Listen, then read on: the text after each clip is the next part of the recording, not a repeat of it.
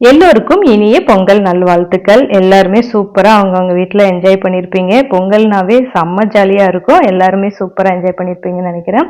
So எங்க வீட்லயும் சூப்பரா பால் பொங்கி வந்தது. பொங்கி வந்ததும் பொங்கலோ பொங்கல்னு சொல்லிட்டு, அதில அரிசி 3 பேருமே ஆள் கொஞ்சம் எடுத்து போட்டோம். ஸோ இருக்கிறதே 3 பேர் தான். அதனால குட்டி பானையில அழகா கொஞ்சமா பொங்கல் செஞ்சிருந்தேன்.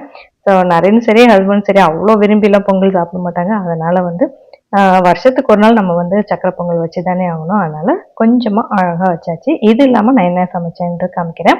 ஒயிட் ரைஸ், அதோட 5 வகையான நாட்டு காய்கறிகள் போட்டு சாம்பார். இன்னைக்கு மஞ்சள் பூசணிக்காய் கண்டிப்பா சேர்க்கணும். அதனால அதை பொரியல் பண்ணிட்டேன்.